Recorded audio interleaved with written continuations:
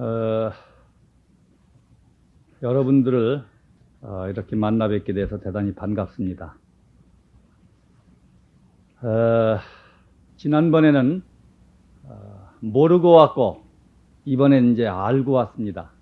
이 법왕사 법회의 그 발길이 저는 환희심도 나고 또 감격스럽고 그런 마음으로 여길 오게 됐어요.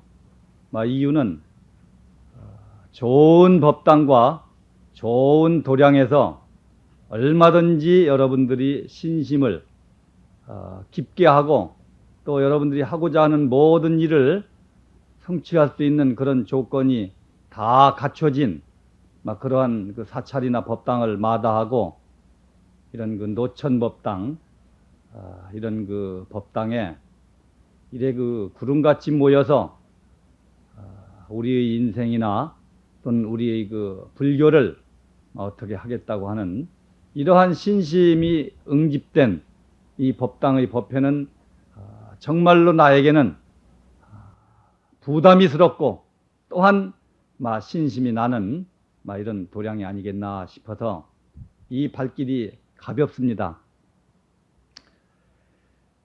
사람이 산다고 하는 자체가 각양각색입니다.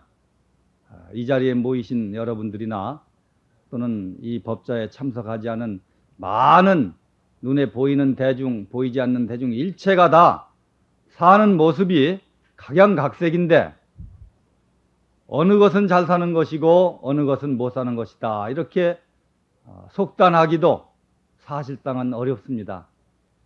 어떻게 사는 것이 정말로 잘 사는 것이냐. 이것은 부처님의 올바른 법, 결국은 부처님의 올바른 법이 그 판가름을 내려줄 것입니다. 그래서 여러분들이 이 더위를 마다하고 그 정말로 옳고 바른 부처님 법을 배우고 익히고 또 느끼기 위해서 이렇게 연일 모이지 않느냐 하는 생각을 하면 과연 이 자리에 앉은 저나 또는 이 자리에 참석한 여러분들이 서로가 아주 조심스럽고 또 아주 그 진실하고 또한 진지한 그러한 피차의 관계가 이루어질 때만이 이 자리를 만드는 그런 목적을 달성하지 않느냐 하는 생각이 듭니다.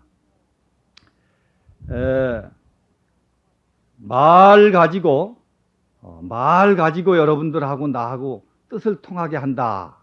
이거 쉽지 않습니다. 물론 벌써 21인 초청법회, 33인 초청법회에서 여러 스님들의 법문을 여러분들이 듣고 또 오늘도 저도 이렇게 이 자리에 와서 하지만은 과연 이 말이 우리 인생을 사는데 얼마만큼 도움이 되겠느냐. 이거 빙산의 일각이에요. 이 말이라고 하는 것은 한낱 절차지에 이 말 가지고 어떤 문제가 해결된다. 이거 쉽지 않은 일입니다. 그게 사실은 간혹 어느 그 법회 초청을 받더라도 부담스럽습니다. 왜 그러냐? 과연 내가 주어진 한 시간에 얼마만큼 듣고자 하는 사람에게 욕구를 충족시켜 줄 수 있겠느냐? 본래 말은 바람과 같다고 그랬어요. 이게 허망한 겁니다. 그런데 이 말을 가지고 우리가 무엇을 일치한다, 뭘 응집을 시킨다고 하는 것이 쉽지 않습니다. 저는 가끔 이런 생각을 해요. 혹시 텔레비전을 볼 기회가 있을 때 무슨 그 가수가 노래를 부른다 이 말이에요. 근데 그 가수가 한 가지 곡으로 몇 년간 히트치거든요. 근데 이 법문은 예를 들어 여러분들에게 내가 계속 같은 내용으로 2번, 3번 하면 인기 없습니다. 레파토리를 바꿔야 된다 이 말이에요. 그렇다고 하는 것은 내가 정말로 내 안에 있는 모든 것을 여러분들에게 전달을 못 시키기 때문에 여러분들이 내 말을 듣고 같은 말이라도 감화가 안 되는 거예요. 그런데 항차 대중가요 부르는 가수가 예를 들면 현철이라고 하는 가수가 여러분들 들으면 그냥 끌려 들어가잖아. 그런 정도의 진지함과 그런 정도의 감정과 그런 정도의 자기 세계를 돌돌 묶어서 여러분들에게 줘야 된다 이 말이에요. 그런데 법문을 잘해야 되겠다. 내가 인기 좀 관리해야 되겠다. 이런 측면에서 이 법문을 하기 때문에 말 가지고 이게 안 되는 거라. 그래서 저는 가끔 평생 수행을 했다고 하는 사람이 이거 1시간 법문에 법문 듣는 대중을 가마를 못 시킨다고 하면 이거 안 해야 되는데 하는 그런 회의적일 때가 많습니다. 사실 뭐 이렇게 초청받아서 가끔 오긴 오지만은 이게 괜히 중요한 시간을 낭비하는 거 아니냐. 과소비라고 하는 것이 무슨 고급 옷을 입고 고급 생활용품만 쓰는 것이 과소비가 아니라 우리에게 주어진 일체의 것을 우리가 얼마만큼 짭짤하게 남에게 피해 주지 않고 남에게 해태심 나지 않는 그러한 그 생활을 하느냐 하는 것도 일종의 과소비하고 관련이 있는 거예요. 내가 오늘 이 자리에서 여러분들에게 정말로 남는 것이 없도록 법문을 했다고 하면 시간 소비라. 이게 과소비거든요. 그래서 이런 것들 저런 것들을 이렇게 생각을 해보면 막상 법문한다고 하는 이 자체가 참 어렵습니다. 또 듣는 이도 과연 듣고 알기만 하지 실천하지 않으면 자기 것이 아니라 이 말이에요. 내가 한 10몇 년 전에 강화 보문사를 갔는데 여러분 다 아시는 절이에요. 서울서 왔다고 하는 젊은 한 27, 8세 된 처녀가 그 기도를 왔어요. 와서 하는 말이 서울에서 수없는 법회를 안 빠지고 참석했다. 시간만 있으면. 그래 가서 법문을 쭉 수없는 스님들 법문을 들었는데 이 귀만 극락가는 기분이지 내 자신은 귀하고 별개더라 이 말이에요. 그래서 내 자신이 극락갈 수 있는 방법이 뭔가 해서 기도를 하러 왔다. 이런 얘기를 들었거든요. 아주 현실적인 얘기입니다. 우리가 설사 듣고 또 보고해서 알기만 하는 것은 아무런 자기하고 관계없는 거라. 그러니까 우리가 이 절에 온다는 것은 또 종교를 가지고 있다는 것은 신앙을 한다고 하는 것은 듣고 보고 느낀 것을 자기화할 때 아주 적은 것이지만은 자기화할 때만이 그것이 자기 것이지 들어서 많이 알고 있고 읽어서 많이 알고 있는 것은 자기 것이 아니에요. 그건 부처님 것이지. 그것은 선생님 것이지. 그것은 스님의 것이지 내 것이 아니라 이 말이에요. 그러니까 부처님께서 설법하신 이 이치와 법을 얼마만큼 내 것을 만들 것이냐. 내 것을 만들지 않고 지식으로만 습득한다고 하면 아무런 값이 없어요. 요즘 그 기독교 제도를 비슷하게 배워가지고 이 절에서도 이렇게 법회를 많이 합니다. 이것이 좋은 건지 내가 나쁜 건지는 모르겠어요. 옛날에는 그것도 내가 꼭 옳고 그런 걸 여기서 얘기는 않는데 옛날에 이런 법회라는 게 거의 없었어요.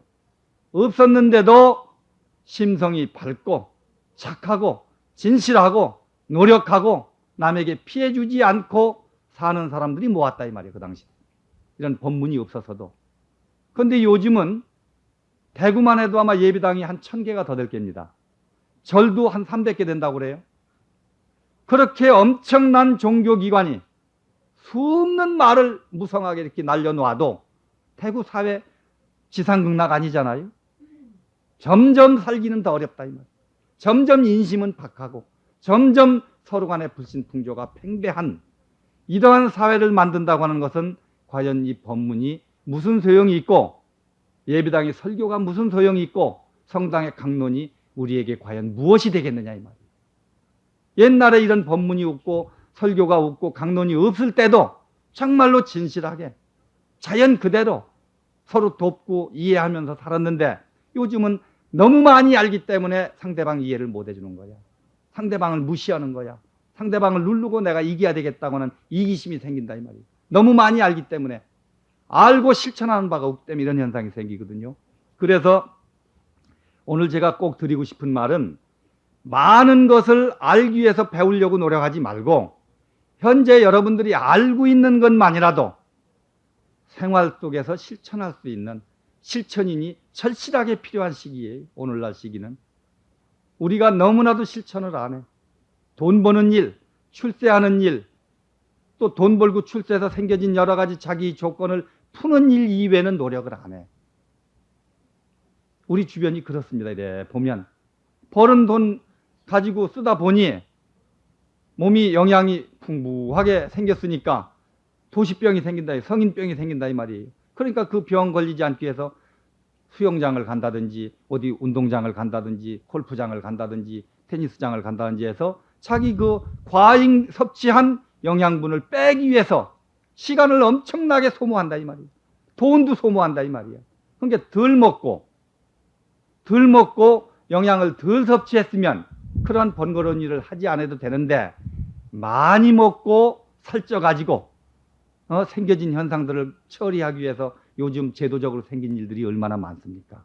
그러니까 돈 벌고 출세하고 하는 일에다만 우리가 이렇게 신경을 쓰지 말고 돈 벌지 않고 출세하지 않아도 나에게 주어진 내 인생을 얼마만큼 합리적으로 행복하게 만들 것이냐, 여기에다 우리는 초점을 맞추고 살아야 되는데 이런 부분들은 너무 소홀해.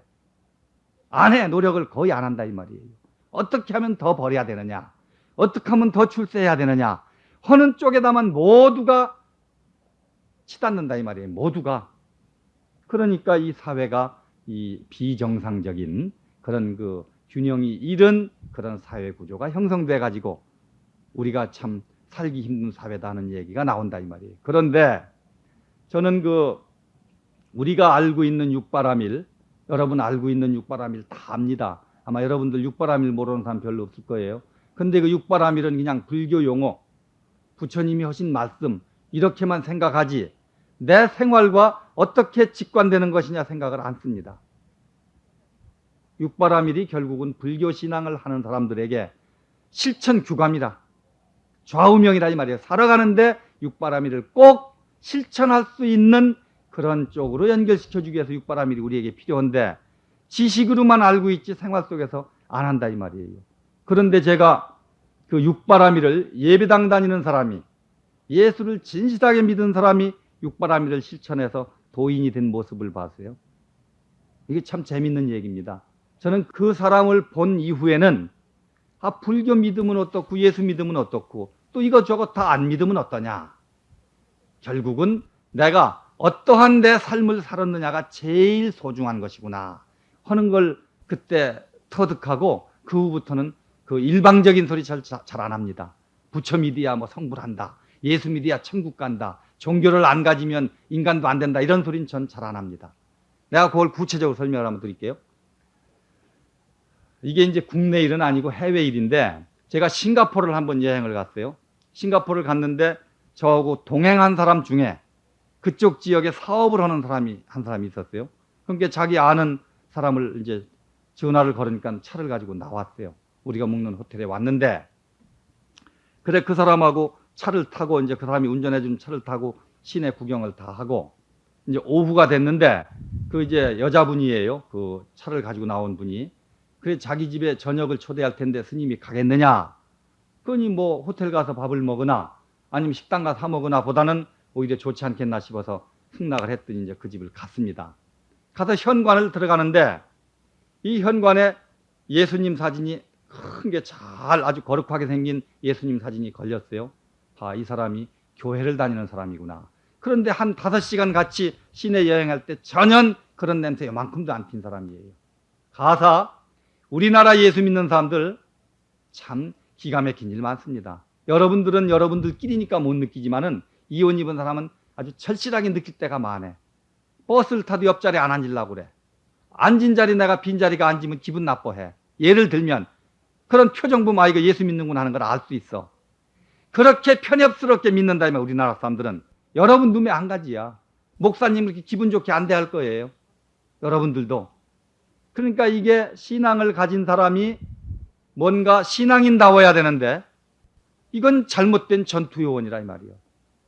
예수교를 확산하는 전투요원이든지 불교를 확산하는 전투요원이라 이 말이에요. 여러분들이 불교를 확산하는 전투요원이지 신앙인이 아니라 이 말이에요. 우리나라 신앙이 대체적으로 그렇게 흘러가고 있다 이 말이에요. 예수 믿는 사람은 예수 믿는 사람 더 많이 만들려고 노력하고 불교 믿는 사람 더 많이 만들려고 노력하는 요원이지 진정한 의미의 신앙인이 아니라 이 말이야. 진정한 의미의 신앙을 우리가 가졌다고 하면 예수는 어떻고 속감은 어때? 가사. 그런데 그 사람은 진정한 의미의 신앙을 가진 사람들이에요. 그러니까 절을 시내 안내 다 해주고 또 자기 집 저녁을 초대하잖아. 그래 이제 저녁 준비하는 동안에 그 집 응접실에서 차를 마시면서 환담을 하는데 예비당에서 결혼식을 했다고 그래요. 그러고 이제 그 집 그 아주머니 언니가 둘이 있는데 둘 다 미스라. 언니가. 근데 그 아주머니가 그때 한 40대 초반쯤 됐나 그럴 것 같아요. 근데 하나는 예비당의 성가대원이고 하나는 그 집의 가정부야. 그러니까 그 집 친정 어머니 달고 아주 재벌인데 친정 식구들이 싹 다 그 집에 와서 사는 그런 가족으로 이렇게 형성이 됐는데, 그래서 차를 먹으면서 이런저런 이제 종교적 얘기를 하고, 그래서 이제 어느 시간이 돼서 저녁 먹기 위해서 그 집 식당을 갔습니다. 갔더니 싱가포르 사람은 싱가포르 사람인데 중국계 사람이라. 그래 이제 이 식탁이 이렇게 빙빙 회전하는 원탁 식탁이 이제 그 식탁에 이렇게 쭉 둘러 앉았는데, 가정부 하는 그 집 언니는 못 만났다 이 말이에요. 이제 차 먹을 때는. 그래 식당에 가서 이렇게 이제 이렇게 앉았는데 보니 이제 낯설은 사람이 하나 있단 말이에요. 그래 보니까 그게 가정부 하는 언니라. 언니인데 우리 표현으로 도인의 냄새가 물씬 나는 거예요. 그 가정부 하는 언니가 모습이 그냥 완연한 도인이다. 예수를 믿는 사람이 어떻게 저런 도인의 모습이냐 이 말이에요. 내가 그때부터 의문이 생긴 거라. 그래 이제 밥을 먹으면서 이걸 풀어야 되겠는데 과연 도인인가? 모습만 그런가? 이걸 확인을 한번 하고 싶은 생각이 들어서 도인을 이렇게 재보는 방법이 있습니다. 육바라밀을 가지고 딱 테스트해보면 도인인가 아닌가 아는 거야. 육바라밀 제일 보시 아니에요? 보시. 두 번째 인욕, 보시 인욕. 세 번째 지계, 네 번째 정진, 다섯 번째 선정, 여섯 번째 지혜거든. 이 지혜라고 하는 건 도인이라 소리예요. 그러니까 보시한다 이 말이에요. 제1번에 보시를 넣은 이유를 여러분 아셔야 돼. 육바라밀 중에 왜 제1번이 보시냐? 이건 혼자 사는 사회가 아니고 더불어 살고 어울려 사는 사회이기 때문에 내가 남을 위해서 어떻게 살 것이냐. 나를 위해서 사는 게 아니라 내가 남을 위해서 산다 이 말이에요. 그것을 가르쳐 준 거야. 우리는 남을 위해서 사는 거지 나를 위해 사는 게 아니거든. 나 혼자만 사는 사회 같으면 나를 위해서 살지만 어울려 사는 사회이기 때문에 남과 더불어 살고 남과 더불어 산다는 것은 남을 위해서 살아줘야 된다 이 말이에요. 그러니까 보시라고 하는 걸 일본에 넣은 거야. 부처님께서. 그러니까 그 노처녀가 그때 47이라고 그럽니다. 노처녀가 그 집 가족을 위해서 완전히 베풀고 사는 거예요. 그 집 오는 손님들을 위해서 베풀고 그 집 가족을 위해서 가정부로서 베푸는 거예요. 그러니까 이제 남을 위해서 베풀고 살았지 않느냐. 이 집 손님이나 이 집 가족을 위해서 계속 봉사하고 살았지 않느냐. 이렇게 내가 물었어요. 두 번째, 처녀의 몸으로, 가정부의 몸으로, 얼마나 많은 수모가 많겠습니까? 여러분 한번 생각을 해보세요. 가정부다. 그것도 모르는 집 가정부가 아니라 자기 동생 집 가정부라 이 말이에요. 그러니까 갖가지 어려운 고비가 얼마나 많습니까? 그러니 이 살면서 그것은 뭐 그 사람뿐이 아니고 우리 모두가 사는 과정에 찾아오는 그 인내해야 될 어려운 상황이 너무너무 많은 거예요. 쉬운 일이 어디 있습니까, 여러분? 여러분 성공하는 사람이 거저 됩니까? 별 더러운 짓 다 해가지고 성공하는 거예요. 돈을 벌든지 출세하는 게. 그냥 정상적으로 가만히 쉽게 앉아가지고는 돈을 번다든지 출세하는 게 아니거든. 그러니 인생이라고 하는 이 자체는 아주 험한 과정이라. 이 험한 과정을 살면서 내가 얼마만큼 험한 과정을 극복하는 인내심을 기르느냐. 그게 두 번째 그래 인내라. 산다는 자체는 고해거든, 고해. 고해를 극복하는 인내심이 제일 두 번째로 중요하기 때문에 남에게 베풀며 살고 자기가 찾아오는 모든 역경을 극복하는 인내심. 그게 두 번째 인내다. 그래, 그런 설명을 또 이제 했지. 얼마 많이 참고 살았지 않느냐. 세 번째는 지계 아닙니까? 지계.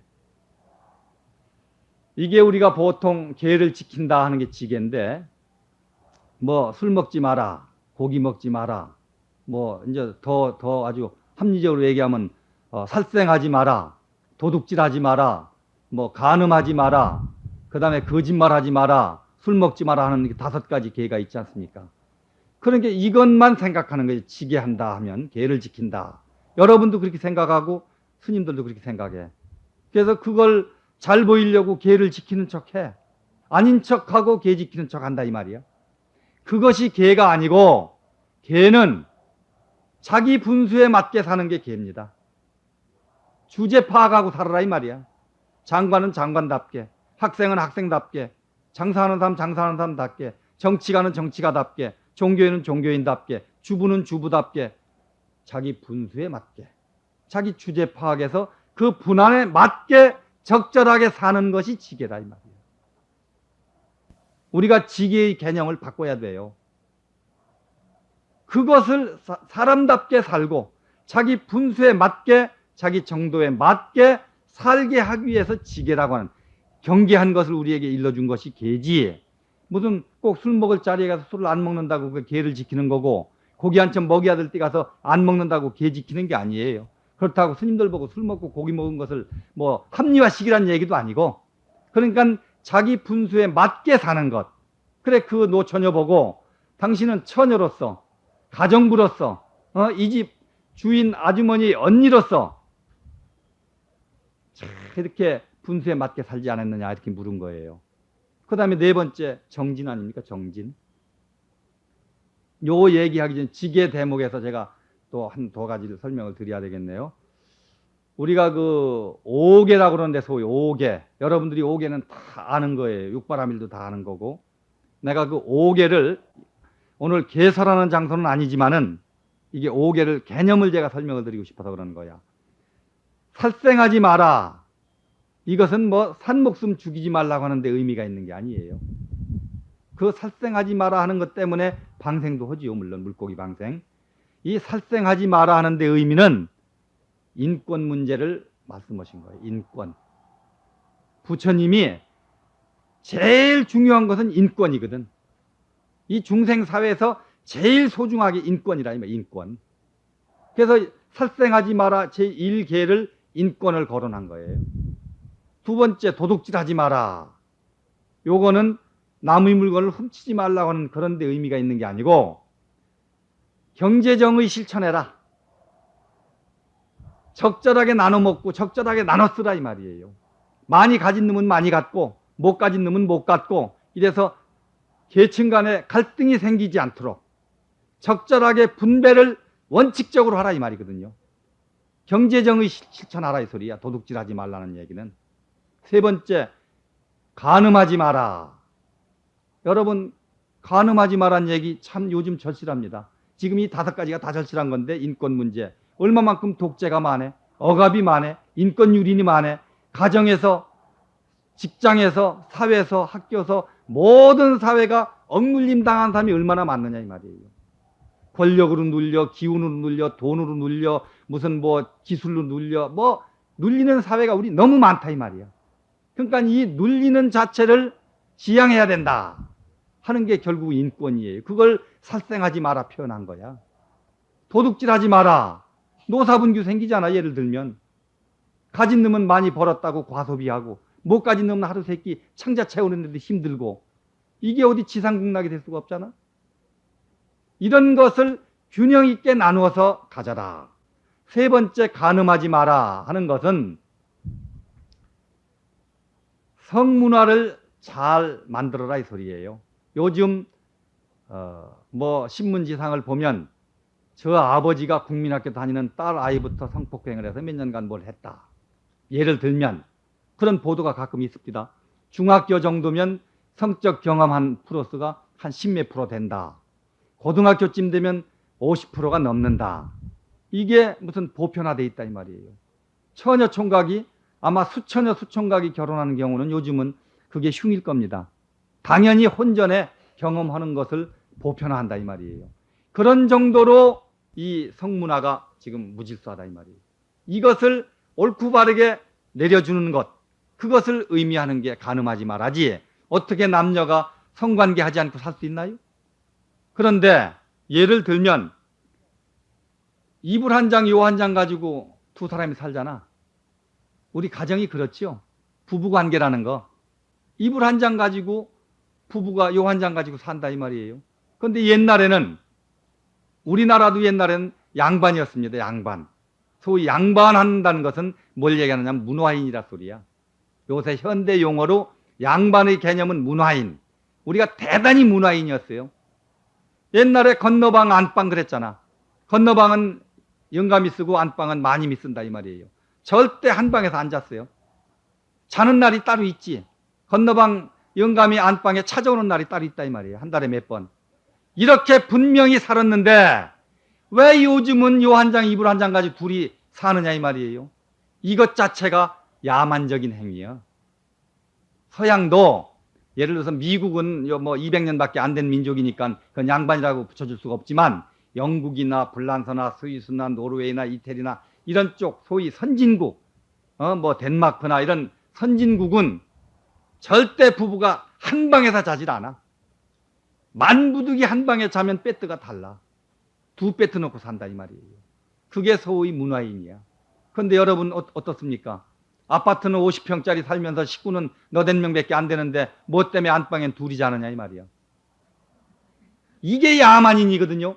이런 것들을 보고 아이들이 배워가지고 남녀 관계하는 것은 보편화된 걸로 알고 무질서한 성문제가 생겨서 그것 충족시키기 위해서 소위 청소년 사건이 생기는 거 아니에요? 요즘 청소년 범죄라고 하는 게 바로 이성관계 하기 위한 비용을 염출하기 위해서 갖가지 사회적 병통, 병리 현상이 수없이 생기거든. 이러한 것들을 경계한 것이 간음하지 마라거든요. 네 번째, 거짓말하지 마라. 이건 뭘 의미합니까? 진실하게 살아라 이 소리거든. 정의 사회 만들어라. 정의로운 사회 만들어라 이 말이에요. 다섯 번째, 술 먹지 마라. 왜 술이 음식인데 먹지 마라고 그래? 먹으면 취하고 개망나니가 되니까 먹지 말라는 건데 그것은 단순 의미고 깊은 의미는 여러분들 지금 사람은 한국 사람이지만 모습은 서양 사람입니다. 지금 누가 뭐라 해도. 살아가는 모든 생활의 문화권이 서양 사람화되어 있다 이 말이야. 바다치죠. 주로 그것이 식탁에 올라가고 요새 뭡니까? 아이들 좋아하는 여러 가지 등등이 사람은 한국 사람인데 서양 사람화됐다고 하는 것은 정신없이 산다 이 소리예요. 살아가는 모습이 정신이 없다 이 말이야. 그러니까 취하면 정신이 없잖아. 그러니까 취하지 말고 제정신 가지고 살아라. 사상을 정리해가지고 살아라는 의미야. 이 술 먹지 말란 얘기는. 술 먹으면 미치니까 여러분이 지금 미쳐가지고 살잖아. 한국 사람인지 일본 사람인지 어디 불란서 파리 사람인지 잘 모르잖아. 한국 사람 특히 더합니다. 미쳐가지고 예배당 성당에 가서 그냥 뭐 단군 성전 만드는 것도 반대하는 사람이에요. 예수 제자라고 해가지고. 소위 우리 4천만 민족의 5천년 역사를 자랑하는 단군 성전을 반대하는 게 소위 예수교인들 아닙니까? 예수가 자기 조상이라 이 말. 이런 정신 빠진 사람들이 미쳐가지고 그런 미친 그런 그 의식 구조를 버리고 제정신 차리라고 하는 의미가 술 먹지 말란 얘기야. 부처님이 5계를 설하신 것은 우리가 일상생활을 하는데 절대적으로 필요한 이 5가지예요. 인권 문제, 경제 문제, 성 문제, 또 정의 문제, 그 다음에 사상 문제거든요. 이 5가지의 의미가 있는 것이지 이 5계라고 하는 것이 무슨 술 먹지 말고 뭐 고기 먹지 말고 뭐 여자 관계하지 말고 무슨 거짓말하지 말고 도둑질하지 말고 이거 아니에요. 그런데 우리 불교계가 그동안 5계를 설할 때 전부 그냥 그런 측면에서 설교를 했지 이렇게 깊은 바닥에 깔려가지고 우리가 살아가는데 어떻게 살아야 되는 이런 쪽으로 연결을 못 시켜줬기 때문에 불교가 맨날 기복불교요, 우상불교요, 미신불교가 된 거야. 왜 이 불교가 미신불교고 우상불교고 기복불교입니까? 부처님 말씀은 한 구절도 그런 구절이 없어요. 믿는 사람들이 신앙을 지도해주는 사람들이 그런 쪽으로 몰아간 거야. 이 부처님 말씀은 말씀을 듣고 배워서 사람답게 살게 하기 위해서 부처님 말씀이 필요한 거야. 그 사람답게 사는 방법을 5가지를 제일 기본적으로 이렇게 말씀을 했잖아요. 그와 같이 지계라고 하는 건 그런 데 의미가 있는 거야. 그래 지계를 하고 그 내 처녀 지금 얘기하다가 지금 이렇게 지금 이제 다른 얘기가 많이 나왔는데 그래 이 집에 몇 년 됐느냐 내 물었어요. 가정부로 온 지가 몇 년 됐느냐. 그게 23년 됐다고 하더라고. 20몇 살에 와가지고 지금 40몇 살이니까 23년을 계속 정진한 거예요. 하다 말다 한 게 아니라 23년을 가정부 한 거니까 베풀고 참고 지키고, 베풀고 참고 지키고, 보시 인욕 지게니까 베풀고 참고 견디고를 쉴 새 없이 23년을 했다 이 말이에요. 그래 하니 다섯 번째 선정이거든. 내가 이렇게 물었어요. 당신 지금 누구를 대하든지 무슨 일을 임하든지 어느 장소에 가든지 항상 한결같지 않느냐. 그래 물으니까 그렇다는 거야.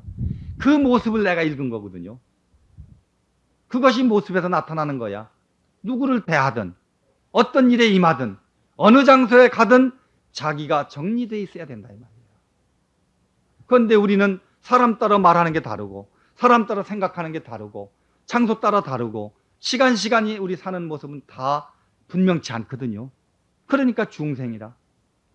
그래 그 사람이 이 육바라밀 5가지체, 그러니까 그 다음에 누구를 대하든 어느 장소에 가든 어떠한 상황에 처하든 변함이 없는 상황에서 나오는 것이 지혜거든요.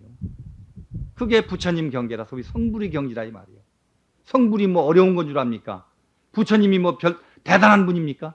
이 경계를 증득한 것이 부처님이야. 우리는 부처님이 되기 위해서 불교를 믿는 거예요. 그래서 완전한 인격이거든. 누구를 대하든지 어느 장소에 가든지 어떠한 일을 하든지 간에 관계없이 늘 일관성 있게 자기를 유지할 수 있는 인격. 그런데 우리는 살면서 그런 인격을 못 갖추고 있잖아요. 시시각각으로 변모하잖아. 그래 시시각각으로 변모하는 게 중생이라. 중생계를 벗어나서 정말로 훌륭한 인격을 만들기 위해서 우리가 신앙이 필요한 건데, 그런 장소를 하기 위해서 이 천막법당이 지금 이거 생기는 거 아니에요? 그런 것 길러주고 그런 것 만들어주기 위해서. 그러니까 결국은 이제 아주 처녀가 그 집에서 가정부 하면서 이제 우리나라는 소위 사업을 하든지 좀 벼슬이 높으면 손님 제접을 호텔이나 1급 요정에 가서 합니다. 그런데 선진국이라고 하는 나라는 요정이 없어요. 호텔은 잠자는 사람들만 가는 거지 거기 가서 음식 먹는 거 아닙니다.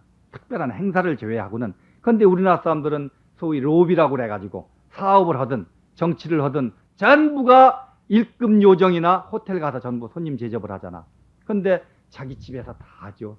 선진국 사람들은. 싱가포르도 선진국입니다. 거기도 그 동생의 남편이 아주 대기업 회장인데 모든 그 많은 손님 제접을 자기 집에서 다 한다 이 말이에요. 그 뒷바라지를 다 한 그 소위 올드미스가 수없는 사람을 치렀는데 모두가 자기를 노처녀 가정부로만 생각을 했지 자기를 알아본 사람이 없다 이 말이에요. 그런데 갑자기 어서 나타난 빡빡깎은 이상하게 생긴 사람이 자기를 알아주거든요.